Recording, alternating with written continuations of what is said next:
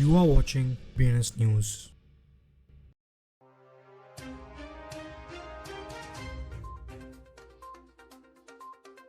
आज की headlines. China के लार्जेस्ट बैंक में यूएस ब्रांच पर रैंसमवेयर लॉगबिट अटैक हुआ। वे ने बाइनेंस एक्सचेंज पर 25,700 ईथर डिपॉजिट किया, जो कि $49.52 मिलियन के बराबर है। यूएस पॉलिसी मेकर ने चाइना के डिजिटल युआन को टारगेट करने वाला बिल इंट्रोड्यूस किया।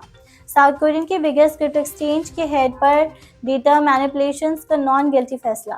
सेल्सियस बैंक्रप्सी से बाहर निकालने के लिए रीपेमेंट प्लान अप्रूव। और 7 देशों में क्रिप्टो टैक्स रिपोर्टिंग के लिए एक नया स्टैंडर्ड अडॉप्ट किया। सेफमून सीईओ के बेल रिलीज रुक गई, फेड्स ने फ्लाइट पर साइड किया। यूबी हांगकांग में वेल्दी क्लाइंट्स को क्रिप्टो फ्यूचर्स ETF ट्रेड कराने की उम्मीद देगा। नोमरा के लेजर डिजिटल ने BTC फंड के ETF ऑफरिंग के साथ फॉलो किया। सुशी के स्मार्ट पूल्स LP एफिशिएंसी को बूस्ट करने की उम्मीद करते हैं। वनकॉइन के लीगल चीफ ने मनी लॉन्ड्रिंग और वायर फ्रॉड के लिए गिल्टी प्ली दी। माइक्रोस्ट्रैटेजी ने ओपन होल्डिंग्स पर बिटकॉइन रैली के दौरान $1.2 बिलियन का प्रॉफिट किया। चाइना के लार्जेस्ट बैंक के यूएस ब्रांच में रैंसमवेयर अटैक का सामना किया है, जो यूएस ट्रेजरी के मार्केट एक्टिविटीज को डिस्टर्ब कर दिया। मार्केट पार्टिसिपेंट्स को थर्सडे के ट्रेडिंग सेशंस में अपने ट्रेड्स रीरूट करने पड़े और ऑल्टरनेटिव्स ढूंढने पड़े। ये रैंसमवेयर लॉगबिट यूजर्स को उनके अकाउंट से लॉकआउट कर देते हैं और क्रिप्टो में पेमेंट मांगता है, जैसे कि बिटकॉइन, ज़ीकैश और मोनेट।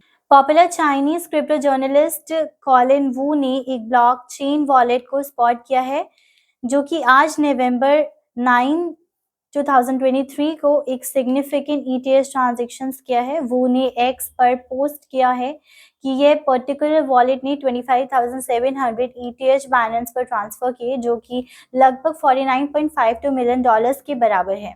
सेनेटर रिक स्कॉट ने एक प्रोहिबिशंस एक्ट इंट्रोड्यूस किया है, जो यूएस फाइनेंशियल सर्विस ऑपरेटर्स को चाइना के सेंट्रल बैंक डिजिटल करेंसी के साथ इंटरैक्ट करने से रोकने का प्रयास करता है। इस so called Chinese CBDC prohibitions act के अंदर US post office, remittance firms, peer to peer crowd funding platforms और सभी मनी सर्विसेज बिजनेसेस को चाइना के डिजिटल युआन में इन्वॉल्व किसी भी ट्रांजैक्शन को फैसिलिटेट करने में बैन किया जाएगा। दुनामू, जो कि एक साउथ कोरिया के market leading a bit crypto exchange को ऑपरेटर है, उसके हेड को प्लेटफॉर्म्स डेटा को मैनिपुलेट करने का आरोप में नॉन गिल्टी पाया गया है।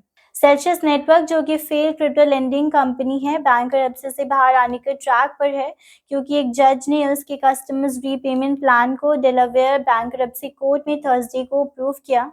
यह प्लान, जो कि बैंक्रप्सी कोर्ट को अक्टूबर 2 को प्रेजेंट किया गया था, एक नई एंटिटी के एस्टैब्लिशमेंट्स के लिए बुलाया गया था, जिसमें $450 मिलियन सीड फंडिंग होगी। इसको न्यू को के नाम से जाना जाएगा, जो कि बिटकॉइन माइनिंग और स्टेकिंग पर फोकस करेगा और सेल्सियस को एक बार स्पॉन्ड कस्टमर्स और क्रेडिटर्स के द्वारा ओन्ड होगा। कॉइनपीडिया फिनटेक न्यूज के post 47 countries adopt new standards for crypto tax reporting के अकॉर्डिंग देशों जैसे कि यूएस, UK और जापान ने क्रिप्टो एसेट रिपोर्टिंग फ्रेमवर्क को इम्प्लीमेंट करने का प्लेज किया है, जो कि एक नए इंटरनेशनल स्टैंडर्ड्स है जो टैक्स अथॉरिटीज के बीच ऑटोमेटिक इंफॉर्मेशन एक्सचेंज को फैसिलिटेट करता है। यूनाइटेड स्टेट्स फेडरल प्रोसिक्यूटर्स ने सेफमून CEO ब्रैडन जॉन कैरनी की बेल रिलीज ऑर्डर को होल्ड पर रख दिया है, फ्लाइट रिस्क को साइड करते हुए, और उनका रिलीज एक पॉसिबल डेंजर्स कम्युनिटी होने का दावा किया। नवंबर 9 को न्यूयॉर्क डिस्ट्रिक्ट जज लार्सन DRK हॉल ने नवंबर 8 की बेल रिलीज ऑर्डर को स्टे किया, प्रोसिक्यूटर्स के उत्तर मजिस्ट्रेट जज के डिसीजंस को चैलेंज करने के बाद, जो कि कैरनी को $5 लाख बेल पर बाहर आने दिया था।